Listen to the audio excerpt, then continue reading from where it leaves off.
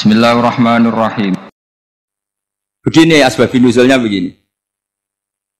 Wal muhsanatu minan nisa yang awal juz 5 itu ya kita santai aja. Yang awal juz 5 itu sebetulnya maktuf diatafkan pada ayat hurrimat alaikum ummahatukum wa banatukum wa akhwatukum wa ammatukum wa kholatukum wa banatul akhi wa banatul ukhti. Jadi perempuan yang haram dinikah itu ada 7.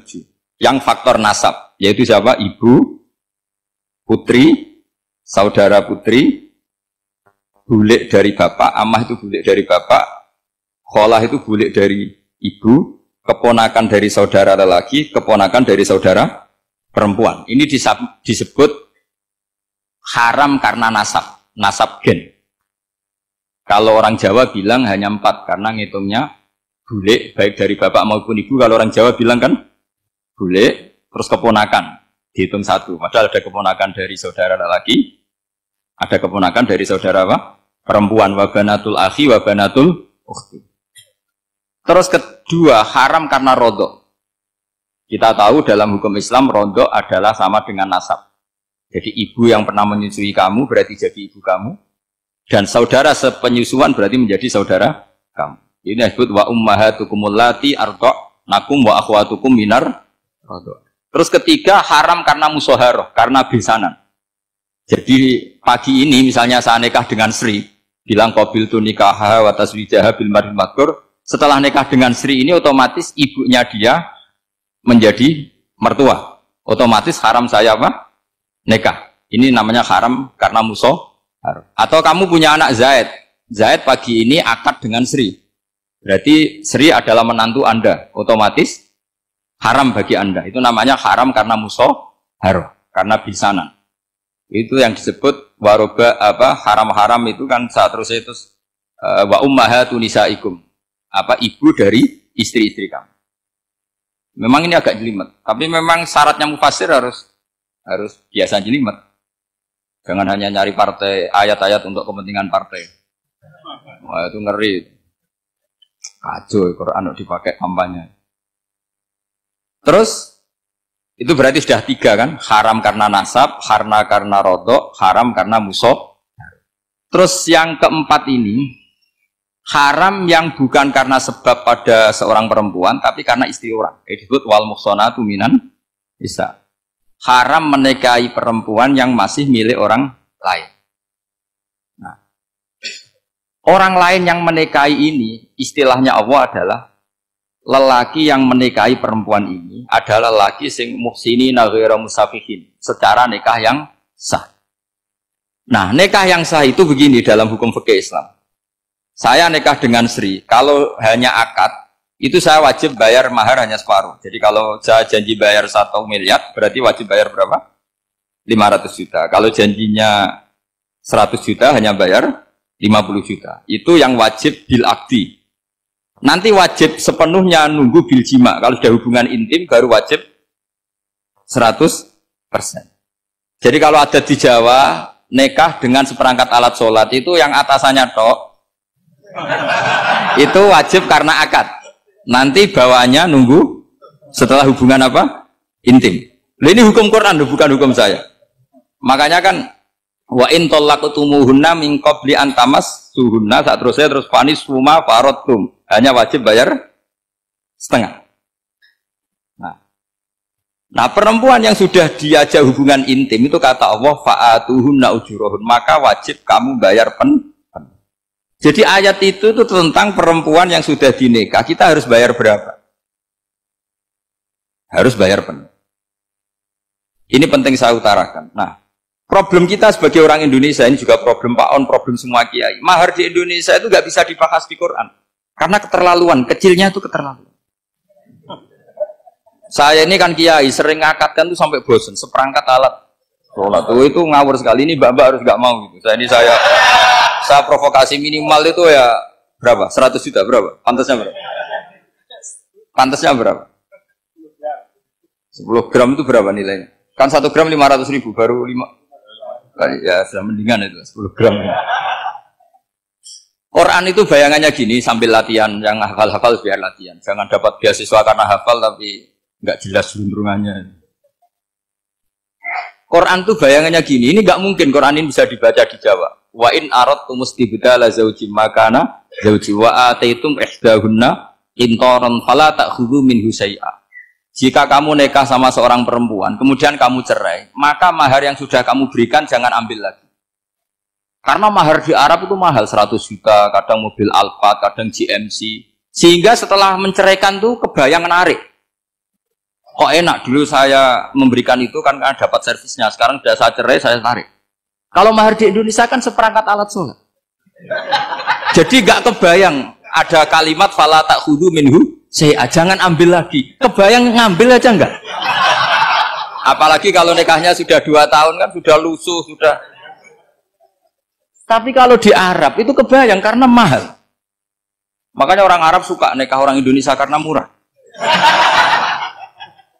Jadi bahasa kintoron itu harta yang enggak ternilai. Wa ataitum ihdahunna kintoron. Yang enggak ternilai, mahal betul. Itu pernah saya hitung, ada yang mahar itu 400 juta, ya sekira segitu. Nah, makanya setelah dicerai, Allah memperingatkan setelah kamu kasihkan, ya jangan minta lagi. Kenapa kepikiran minta? Karena jumlahnya besar. Kalau di Indonesia kepikiran nggak minta, ya? Nggak kepikiran, saking kecilnya. Seperangkat alat sholat, kadang 1 juta. 1 juta itu setelah hubungan intim, sebelumnya yang wajib hanya 500. Itu kan nggak kebayang. Makanya susah ngartikan Quran di Indonesia, kadang susah karena kadang terlalu. Itu pernah Sayyidina Umar radhiyallahu anhu pernah bilang begini, wahai para perempuan, mahar itu jangan mahal-mahal, kasihan para lelaki. Itu ada perempuan alimah ya, orangnya alim betul. Meskipun nggak pernah sekolah di UI, tapi alim itu. Itu usul langsung gini, ya Amirul Mukminin, laisa dzalika laka ya Amirul Mukminin. Waqad qala ta'ala wa ataitum ihdahunna qintaran. Kamu hanya seorang Amirul Mukminin, tidak berhak bikin aturan pembatasan mahar. Allah saja tidak batasi. Kenapa kamu batasi? Sehingga dulu yang namanya nikahnya Sulaiman Agung atau Jamaluddin siapa Ratu Agung, kalau hadiah ya sampai tas mahal itu. Ini kan dari bahasa Arab mumtaz mahal. Mumtaz itu istimewa, mahal itu tempat. Dia punya istri yang sangat dicintai, dikasih hadiah mumtaz mahal. Terus ilat Jawa jadi apa? Tas mahal. Itu sama Mujid Ulil Albab kalah. Itu kalau cerai kan kepikiran minta lagi. Dikasihkan yang baru. Tapi kalau di Indonesia tidak mungkin karena apa tadi? Seperangkat alat sholat. Begitu nyari yang murah lagi. Yang bagus kitanya, bungkusnya yang bagus. Nah, maka nggak mungkin kita maknani Quran tanpa mengenal yang bernama asbabin. Karena makna ayat itu bisa kacau kalau kita tidak tahu asbabin. Yaitu kayak tadi makna fa'ina ma tuwallu fasamma wajhu. Itu maknanya kan kamu menghadap mana saja, boleh saja di sana ada ridhonya Allah. Berarti kan bisa ke timur, ke selatan, ke utara, ke barat. Itu bahaya betul.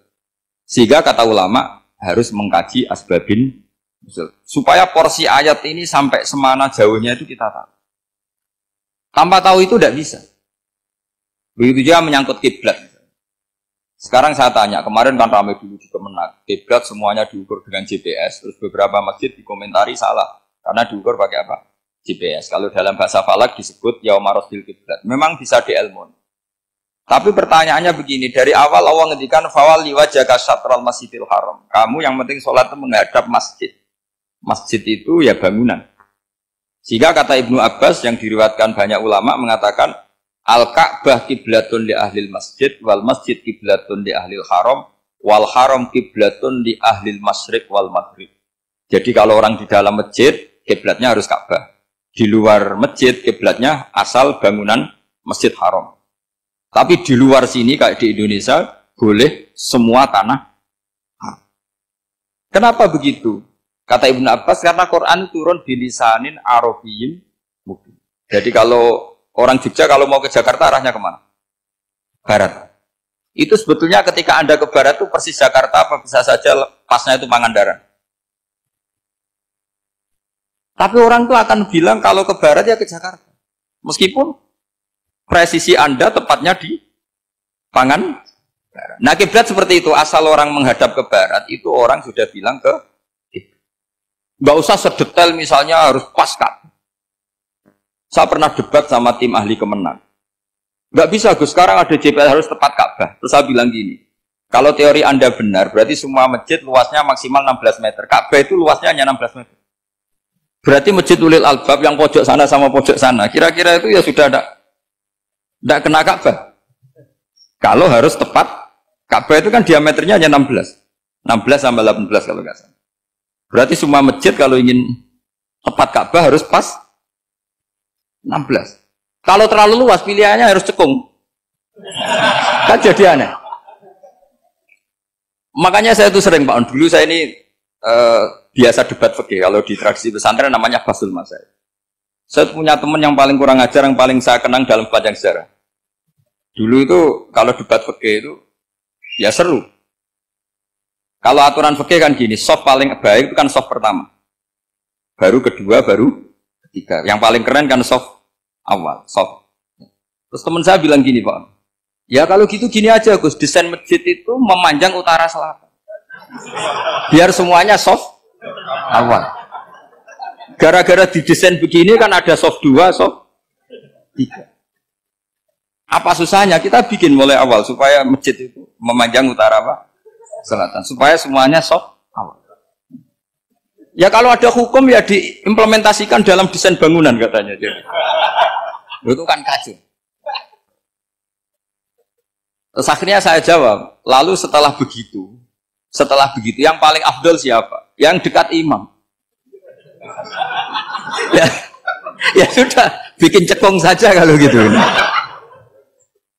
Artinya gini ya, beragama itu yang sehat. Jadi beragama itu berdasar riwayat. Berdasar riwayat, pernah ada ulama yang ngitung, Madinah menghadap Ka'bah itu ya tidak pas. Pernah dihitung pakai GPS.